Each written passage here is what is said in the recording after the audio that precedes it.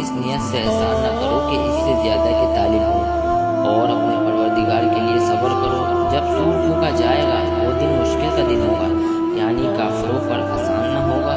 ہمیں اس شخص سے سمجھ لینے دو جس کو ہم نے اکیلا پیدا کیا اور مال کثیر دیا، اور ہر وقت اس کے پاس حاضر رہنے والے بیٹے دیے، اور ہر طرح کے سامان میں وسعت دی۔ ابھی خواہش رکھتا ہے کہ اور زیادہ دیں، ایسا ہرگز نہیں ہوگا۔ یہ ہماری آیتوں کا دشمن رہا ہے، ہم اسے صعود پر چڑھائیں گے۔ اس نے فکر کیا اور تجویز کی، یہ مارا جائے گا۔ اس نے کیسی تجویز کی؟ پھر یہ مارا جائے، اس نے کیسی تجویز کی؟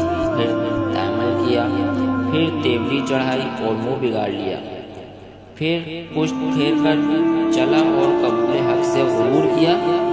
پھر کہنے لگا یہ تو جادو ہے جو اگلوں سے متصل ہوتا آیا ہے۔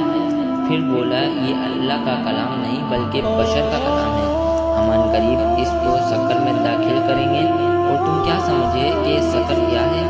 وہ آگ ہے کہ نہ باقی رکھے گی اور نہ چھوڑے گی، اور بدن کو جلس کر سیاہ کر دے گی۔ اس پر 19 دروغہ ہیں، اور ہم نے دوزخ کے دروغہ فرشتے بنائے ہیں، اور ان کا شمار کافروں کی آزمائش کے لیے مقرر کیا ہے، اور اس لیے کہ اہل کتاب یقین کریں اور مومنوں کا ایمان اور زیادہ ہو، اور اہل کتاب اور مومن شک نہ لائیں، اور اس لیے کہ جن لوگوں کے دلوں میں نفاق کا مرض ہے اور جو کافر ہیں کہیں کہ اس مثال کے بیان کرنے سے اللہ کا مقصود کیا ہے۔ اسی طرح اللہ جس کو چاہتا ہے گمراہ کرتا ہے اور جس کو چاہتا ہے ہدایت دیتا ہے، اور تمہارے پروردگار کے لشکروں کو اس کے سوا کوئی نہیں جانتا، اور یہ تو بنی آدم کے لیے نصیحت ہے۔ ہاں ہمیں چاند کی قسم، اور رات کی جب پیٹ پھیرنے لگے اور صبح کی جب روشن ہو، کہ وہ آگ ایک بہت بڑی آفت ہے اور بنی آدم کے لیے موجب خوف۔ جو تم میں سے آگے بڑھنا چاہے یا پیچھے رہنا چاہے، ہر شخص اپنے اعمال کے بدلے گروی ہے، مگر دائیں طرف والے نیک لوگ کہ وہ باغائے بہشت میں ہوں گے اور پوچھتے ہوں گے، یعنی آگ میں جلنے والے گناہ گاروں سے، کہ تم دوزخ میں کیوں پڑے؟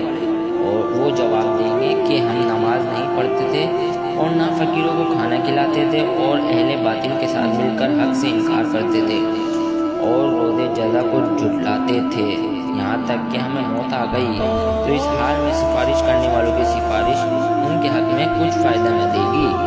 ان کو کیا ہوا ہے کہ نصیحت سے روگردہ ہو رہے ہیں، گویا گدھے ہیں کہ بدک جاتے ہیں، یعنی شیر سے ڈر کر بھاگ جاتے ہیں۔ اصل یہ ہے کہ ان میں سے ہر شخص یہ چاہتا ہے کہ اس کے پاس کھلی ہوئی کتاب آئے، ایسا ہرگز نہیں ہوگا۔ حقیقت یہ ہے کہ ان کو آخرت کا خوف ہی نہیں، کچھ شک نہیں، یہ نصیحت ہے۔ تو جو چاہے اسے یاد رکھے، اور یاد بھی تبھی رکھیں گے جب اللہ چاہے، وہی ڈرنے کے لائق اور بخشش کا مالک ہے۔